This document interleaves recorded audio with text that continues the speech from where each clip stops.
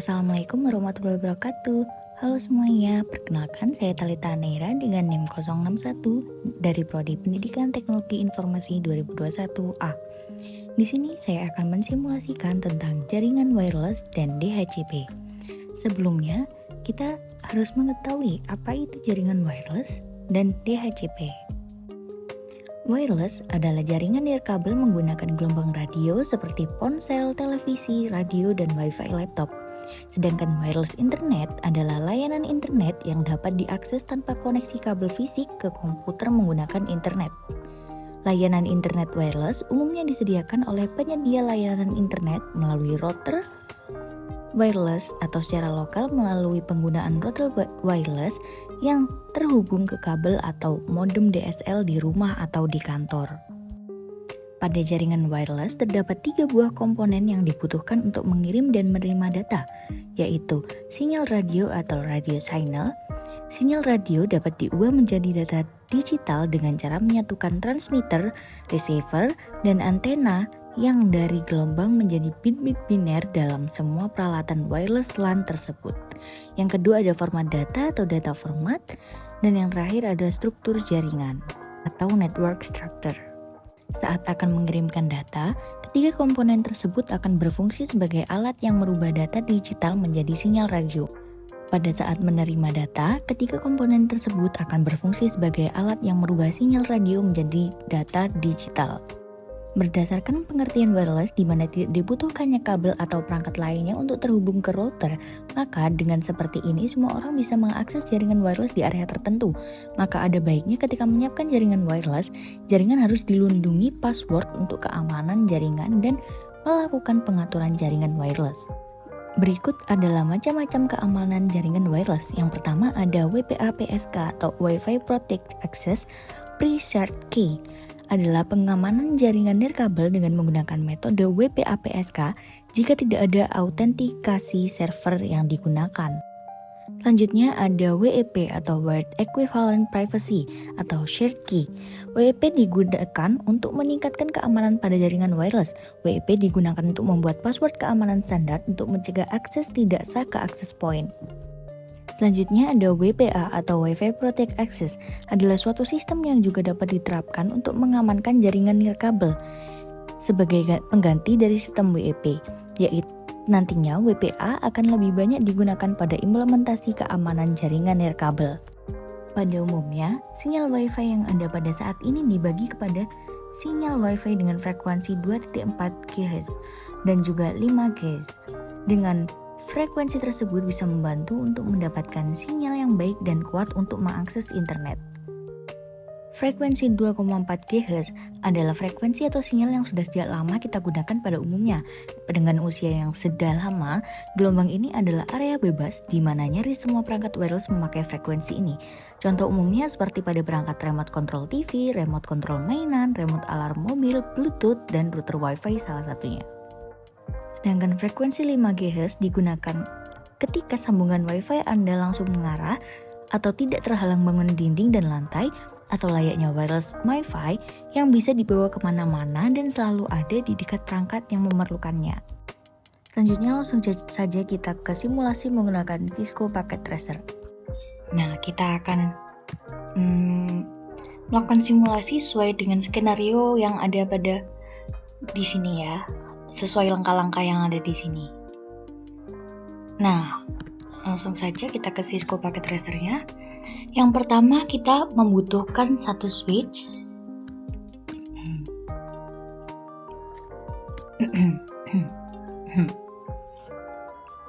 Kita membutuhkan satu switch.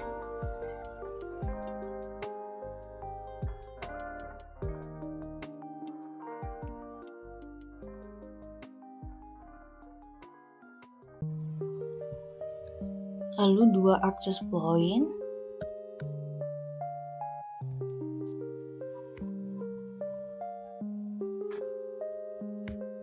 satu laptop, dan satu smartphone.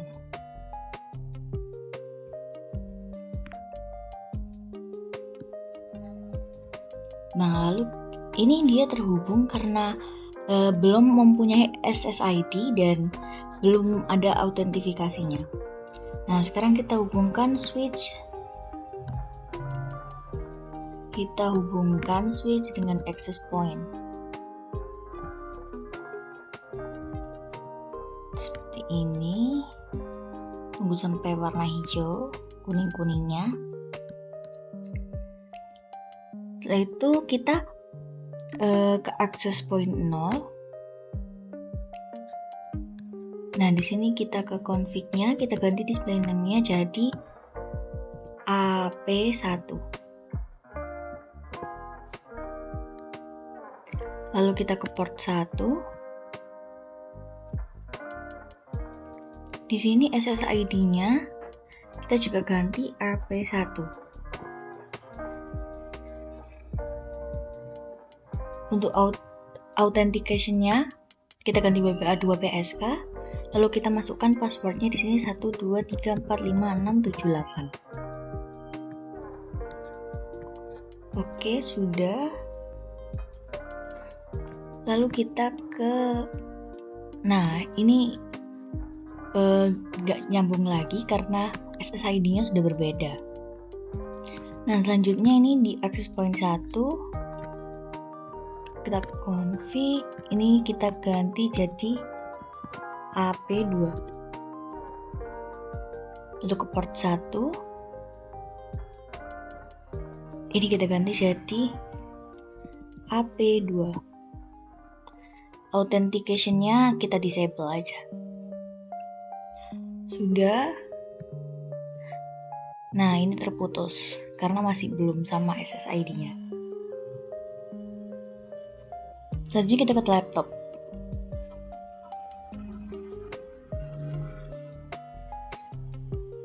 Nah, kita di sini kita matikan dulu laptopnya. Lalu kita ganti portalnya dengan WPC 300N. Lalu kita nyalakan lagi. Setelah itu kita ke config, lalu ke wireless. Di sini SSID-nya kita kasih AP1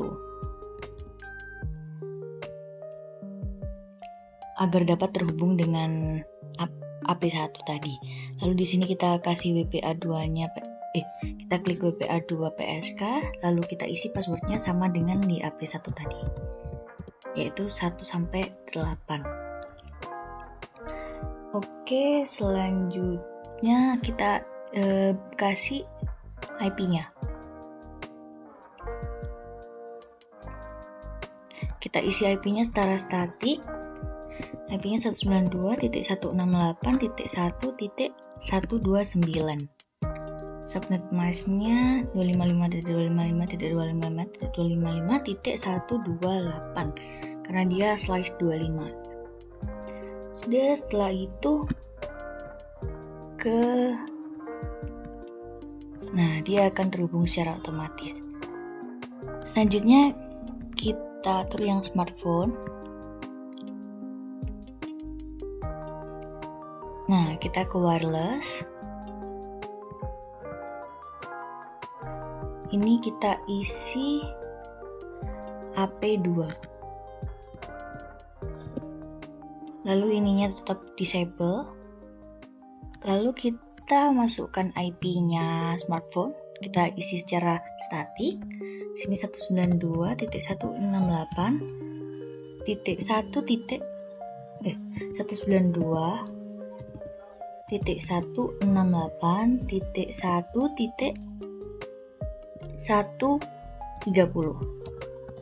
Lalu di sini karena dia slice 25, jadinya di sini diisi 128. Sudah. Nah, sudah terhubung karena ini SSID-nya dan authentication-nya sama. Selanjutnya, kita tes apakah laptop sudah terkonek dengan smartphone. Kita tes apakah laptop sudah terkonek dengan smartphone. Yaitu kita ke laptop, lalu kita cek di command prompt-nya. Ini kita ping kita masukkan IP smartphone-nya. 168.1.130. Kita enter. Nah, kalau sudah keluar seperti ini, berarti laptop sudah terhubung dengan smartphone. Gitu. Oke, selanjutnya kita akan membahas DHCP atau Dynamic Configuration Protocol. Adalah layanan yang secara otomatis memberikan nomor IP kepada komputer yang memintanya. Komputer yang memberikan nomor IP disebut sebagai DHCP server, sedangkan komputer yang meminta nomor IP disebut sebagai DHCP client. Dengan demikian, administrator tidak perlu lagi harus memberikan nomor IP secara manual pada saat konfigurasi TCP atau IP, tapi cukup dengan memberikan referensi kepada DHCP server. DHCP menggunakan 4 tahapan proses untuk memberikan konfigurasi nomor IP. Jika klien memiliki NIC lebih dari 1 dan perlu nomor IP lebih dari 1, maka proses DHCP dijalankan untuk setiap adapter secara sendiri-sendiri. Tahapan yang pertama ada DHCP Discover, yaitu klien meminta nomor IP ke server atau broadcast mencari DHCP server. Yang kedua ada DHCP Over, yaitu DHCP server atau bisa 1 atau lebih server jika memang ada 2 atau lebih DHCP server yang mempunyai nomor IP memberikan penawaran ke klien tersebut. Yang ketiga ada DHCP request. Klien memilih penawaran DHCP server yang pertama diterima dan kembali melakukan broadcast dengan message menyetujui peminjaman tersebut kepada DHCP server. Yang keempat ada DHCP acknowledgement. DHCP server yang menang memberikan jawaban atas pesan tersebut berupa konfirmasi nomor IP dan informasi lain kepada klien dengan sebuah acknowledgement. Kemudian klien melakukan inisialisasi dengan mengikat atau binding nomor IP tersebut dan klien dapat bekerja pada jaringan tersebut, sedangkan DHCP server yang lain menarik tawarannya kembali. Selanjutnya ada kelebihan DHCP server. Yang pertama, ada memudahkan dalam transfer data kepada PC klien lain atau PC server. Yang kedua, ada DHCP memungkinkan suatu klien menggunakan satu alamat IP untuk jangka waktu tertentu dari server. Yang terakhir, ada DHCP akan memberikan satu alamat IP dan parameter terkonfigurasi lainnya kepada klien. Sedangkan kekurangannya, DHCP server, semua pemberian IP bergantung pada server. Maka dari hal itu, jika server mati, maka semua komputer akan disconnect dan saling tidak terhubung. Selanjutnya ada metode dalam konfigurasi DHCP. Yang pertama ada konfigurasi dengan range secara random otomatis IP. IP pemberian address kepada klien secara random dan dapat berubah-ubah namun masih dalam range IP address yang ditentukan. Yang kedua ada konfigurasi dengan fixed alamat IP address, yaitu pemberian IP address yang sifatnya tetap value pada klien yang memerlukan data MAC address. Selanjutnya kita akan mensimulasikan DHCP menggunakan Cisco Packet Tracer. Oke, di sini saya akan melakukan simulasi dengan skenario percobaan seperti yang ada di sini.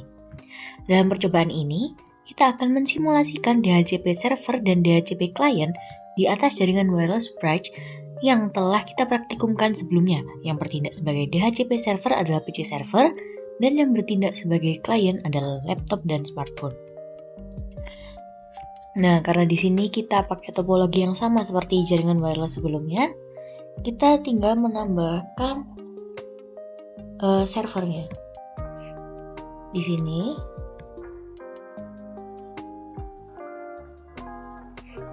lalu kita hubungkan server dengan switch.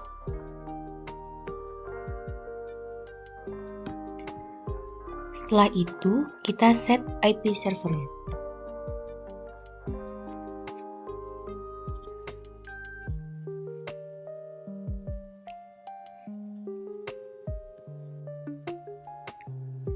Kita ke desktop IP configuration.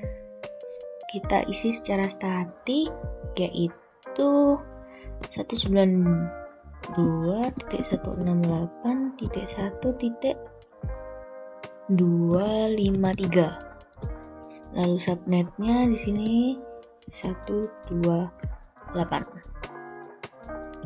Sudah, setelah itu kita ke service. Lalu DHCP. kita on kan, lalu kita buat default gateway-nya.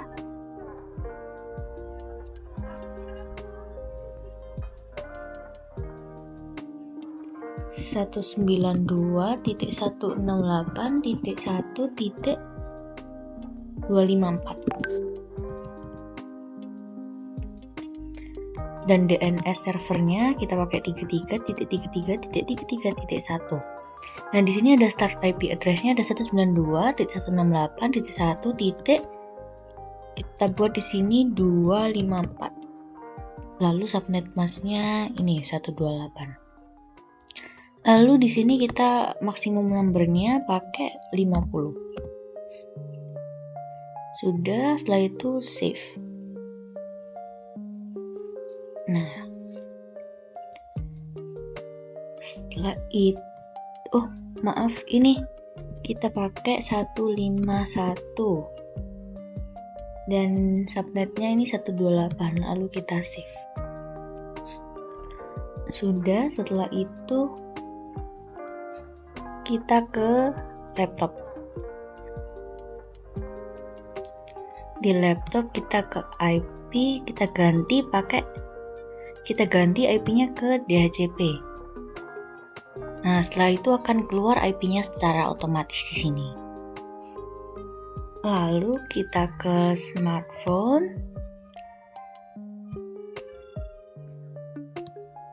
IP configuration, DHCP. Nah, lalu akan keluar IP otomatis seperti ini. Ini.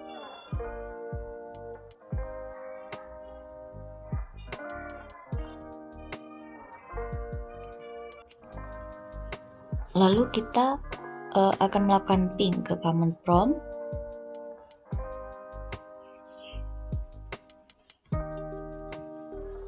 Lalu kita akan melakukan ping di laptop ke command prompt. Kita ping IP-nya smartphone 192.168.1. Bentar. Kita lihat IP-nya .152.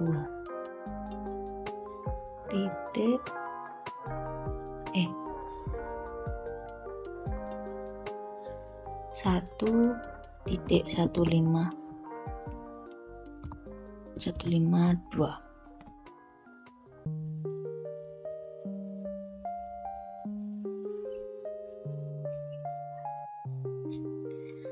Berarti laptop sudah terkoneksi dengan smartphone. Oke, sekian praktikum dari saya. Mohon maaf apabila ada salah-salah. Terima kasih. Wassalamualaikum warahmatullahi wabarakatuh.